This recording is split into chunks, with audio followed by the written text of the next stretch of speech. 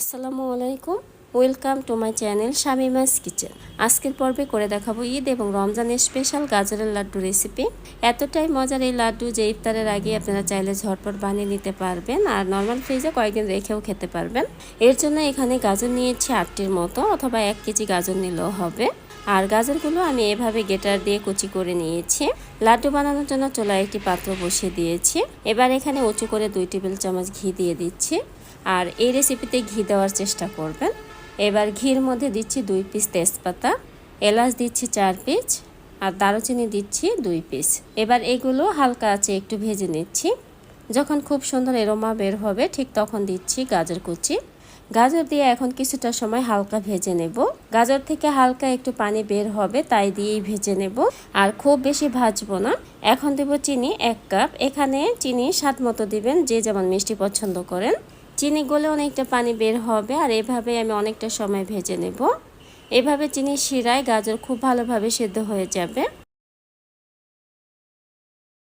এখন দিচ্ছি সামান্য একটু লবণ স্বাদের ব্যালেন্সের জন্য। লবণ দিয়ে এবার খুব ভালো করে মিশিয়ে নিচ্ছি। দিচ্ছি কেওড়া জল 1 চামচ। আর এরকম হালকা পানি থাকা অবস্থায় দিয়ে দিব কাঠবাদাম কুচি আর আস্ত কাজু বাদাম। এগুলো স্বাদ বুঝে বাড়ি বা কমিয়ে দিলেই হবে।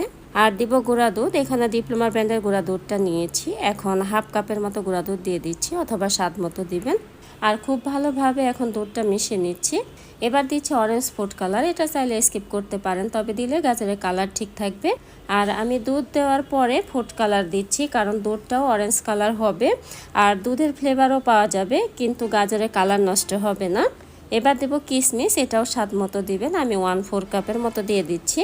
সব কিছু মেশাতে মেশাতে গাজরটা কিন্তু হয়ে গিয়েছে। প্যানের নিচে হালকা হালকা লেগে যাচ্ছে আর এই পর্যায়ে আমি চুলা বন্ধ করে দিচ্ছি। আর শেষের দিকে আরও কিছুটা ঘি দিয়ে দিচ্ছি, এতে করে ঘির স্ট্রং ফ্লেভার পাওয়া যাবে, তখন খেতে ভালো লাগবে।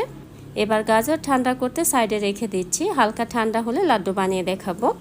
এবার লাড্ডু বানানোর আগে এভাবে তেজপাতা, এলাচ, দারুচিনি এই মশলাগুলো তুলে ফেলে দিতে হবে। এবার সামান্য পরিমাণে গাজর হাতে নিয়ে এভাবে লাড্ডু বানিয়ে নিতে হবে। লাড্ডু বানানো কিন্তু খুবই সহজ, অনেকটা নারকেলের লাড্ডুর মতোই হবে। আর এই রেসিপিতে আপনারা চাইলে কিন্তু নারকেলও ব্যবহার করতে পারবেন, তাহলে কিন্তু খেতে আরও বেশি টেস্টি হবে। এবার বাকি লাড্ডুগুলো আমি একইভাবে বানিয়ে নেব। সবগুলো লাড্ডু বানানো হয়ে গিয়েছে। এবার একটা বাটিতে গুঁড়া দুধ নিয়ে এভাবে গুঁড়িয়ে নিলেই রেডি ভীষণ মজার লাড্ডু রেসিপি। সবগুলো লাড্ডু এভাবেই গুঁড়া দুধের মধ্যে গড়িয়ে নেব।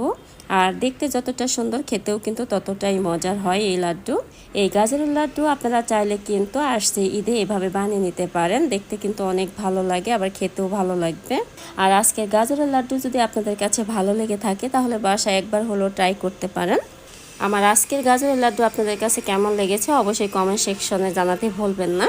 আরেকটা লাড্ডু আপনাদের ভেঙে দেখাচ্ছি। দেখুন কতটা কালারফুল হয়েছে, লোভনীয় হয়েছে। আর আমি যেহেতু ইফতারের পরে লাড্ডু রেসিপি বানাচ্ছি, তাই আপনাদের একটু খেয়ে দেখাচ্ছি। খেতেও কিন্তু ভীষণ মজার হয়েছে, একবার ট্রাই করলেই বুঝতে পারবেন। তো ভিউয়ার্স, আমার চ্যানেল যদি নতুন হয়ে থাকেন তাহলে অবশ্যই আমার চ্যানেলটিকে সাবস্ক্রাইব করে দেওয়ার জন্য অনুরোধ রইল। সেই সাথে পাশে থাকা বেল আইকন প্রেস করে রাখবেন পরবর্তী ভিডিওর নোটিফিকেশন পাওয়ার জন্য।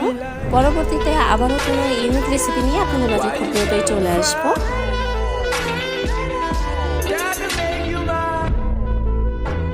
আর আজকের ভিডিওটি সম্পূর্ণ দেখার জন্য আপনাদের অসংখ্য ধন্যবাদ।